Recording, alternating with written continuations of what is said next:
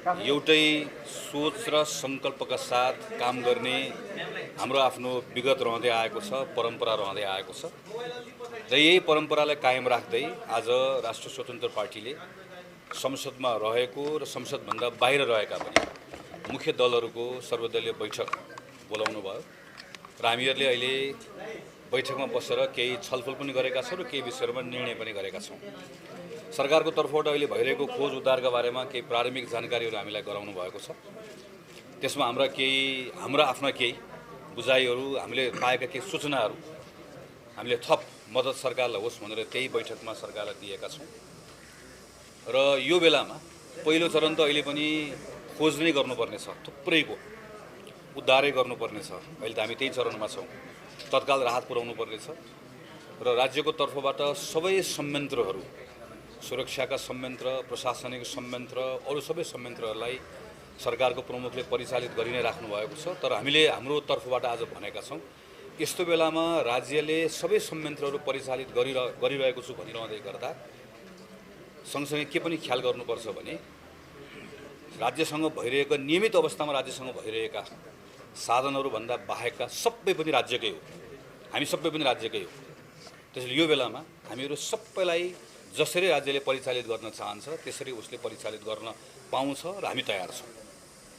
हाम्रो यही प्रस्तावमा माननीय गृहमन्त्रीजीले अहिले तत्कालै विपदग्रस्त भएको क्षेत्रहरूमा पार्टीका कार्यकर्ताहरूलाई खास गरिकन सडक सफा गर्नका निम्ति र अरू केही खोज र उद्धारका निम्ति त्यहाँ हाम्रो सङ्ख्याले पुगेको छैन, सङ्ख्याहरू परिचालित गरिदिनु पर्यो भनेर भन्नुभएको छ। हामी यहाँ भएको छलफलको आधारमा अहिले जे आवश्यकता छ त्यो आवश्यकताको अनुसार हामी आफ्नो पार्टीभित्र जुन विपदका हाम्रा संरचनाहरू बनाएका छौँ ती संरचनाहरूमा अहिले सरकारले भनेकै कुराहरूसँग समन्वय गरिकन हामी आफ्नो कुराहरू परिचालित गरिहाल्छौँ। हामीले यही नै भनेका छौँ कि यतिखेर स्टेट भन्दै गर्दाखेरि स्टेटले नन स्टेट भनेर भनिएको त्यो सबैलाई पनि आफ्नो ठान्नुपर्छ। हामी सबै यो बेलामा राज्यका हौँ, चाहे निजी क्षेत्र होला, चाहे राजनीतिक दल होला, चाहे सामाजिक सङ्घ संस्थाहरू होला, यो सबै मेरो शक्ति हो, सबैलाई मैले परिचालित गर्नुपर्छ। किनकि सरकारसँग भएको स्रोत र साधनबाट मात्रै यत्रो ठुलो प्राकृतिक विपत्ति पछिको अवस्थामा काम गर्ने कुरा सम्भवै हुँदैन। हामी भए पनि सम्भव हुँदैन, जो भए पनि सम्भव हुँदैन। यसरी गर्नुपर्छ भनेर भनेका छौँ र मलाई विश्वास छ यसलाई सरकारले पनि त्यो अनुरूपले लिन्छ। दोस्रो, आज हामीले छलफलमा के भनेका छौँ भने हामीले प्रत्येक विपत्तिमा गरेको अनुभव, विपत्तिको लगत्तै पछाडि हामी सबैलाई विपत्तिमा परेको प्रत्येक नागरिकको जस्तै पीडा हुन्छ, चाहे त्यो राज्य सञ्चालनमा बसेका कोही होला, चाहे सञ्चार माध्यम होला, चाहे हामी होला। तर 5-7 दिन पछाडि हाम्रो प्राथमिकताहरू बदलिन्छ, जुन स्वाभाविक हो। त्यसपछि त्यो विपत्तिको मारमा परेको मान्छे त्यो एक्लैले त्यो मार खेपिराख्नुपर्छ। अहिले जाजरकोटको भूकम्प सम्झ्यो भने हामीले अहिले जाजरकोटको भूकम्पबाट त्यतिखेर त्यो बेलामा रातारात सबै घरहरू बन्छन् भनेको जस्तो भएको थियो। तर अहिलेसम्म पनि त्यहाँको कैयन घरहरू बनेको छैन। यो हामीले कसैलाई पनि दोष नदिकन हेऱ्यौँ भनेदेखि भने हाम्रो विगतको अनुभवले हामीले यही कुरा सिकाउँछ। त्यो आजको छलफलमा हामीले यो कुरा उठायौँ कि यो कुराको पुनरावृत्ति नहोस् भन्नका निम्ति हामी अलिकति फरक ढङ्गले काम गरौँ त भन्ने सन्दर्भमा अहिले एउटा सर्वदलीय एउटा संयन्त्र बनाऊँ र त्यो पनि संसदभित्रबाट एउटा समिति बनाऊँ। संसदभित्रबाट बनाएको यो समिति अहिले तुरुन्त अहिलेको चरणमा मात्रै काम गर्दैन, यसले त यो लगातार यो त अरू वर्षौँ लाग्छ। खरबौँको क्षति भएको छ, कति क्षति भएको अनुमान गर्न सक्ने अवस्था छैन। त्यसले यसले लगातार अहिले खोज उद्धार, यो अर्ली रिकभरी, यो सन्दर्भमा सरकारलाई सुझाव दिने, पार्टीहरूलाई पनि कतिपय ठाउँमा संयुक्त रूपमा परिचालित गर्नुपर्ने कामहरू होला, त्यो पनि त्यो संयन्त्रले गर्छ।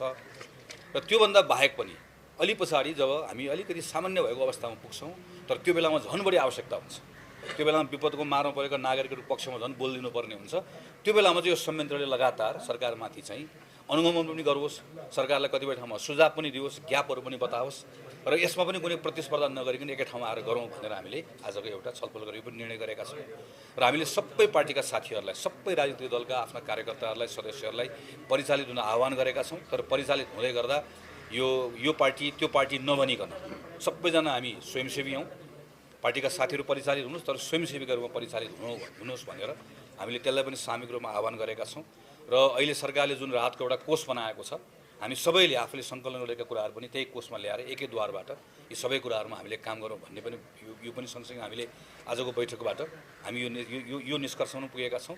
र यो हामीहरूले लङ टर्ममा पनि खास गरिकन जलवायु परिवर्तन र हामी जुन खालको प्राकृतिक जोखिममा छौँ यी कुराहरूका सन्दर्भमा पनि बेला बेलामा छलफल हुने, तर यसका लागि दिगो रूपमा गर्नुपर्ने कामहरू नगरेको जुन हाम्रो अनुभवहरू रह्यो यसबाट पनि सिक्दै यसका सन्दर्भमा पनि हामीले यसको काम गर्नुपर्छ भन्ने कुरालाई पहिला मनन गरेका छौँ र त्यो जिम्मेवारी पनि त्यस सर्वदलीय जुन संयन्त्र छ, संसदीय समिति छ, त्यसले काम गर्छ।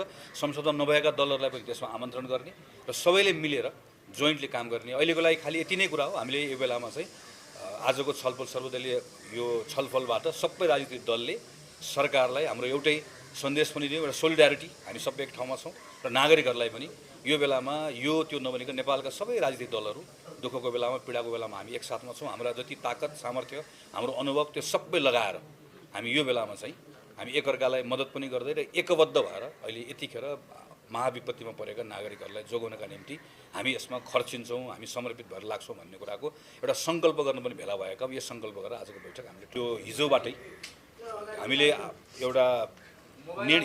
हिजो एउटा निर्णय गरिसक्यौँ कि हामी सङ्कलन गरेर पार्टीको हामी यो सरकारको कोषमा राख्छौँ भनेर।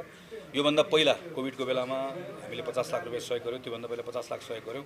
हामी यो बेलामा त्योभन्दा अझ बढी गर्न सक्छौँ कि त्यसले एकपटक हाम्रो पार्टीका सबै संवेदकहरूसँग सल्लाह गरौँ र एकमुष्ट हामी भरे भोलि भित्रमा हामीले, तर हामी सरकारको कोषमै हामी एकमुष्ट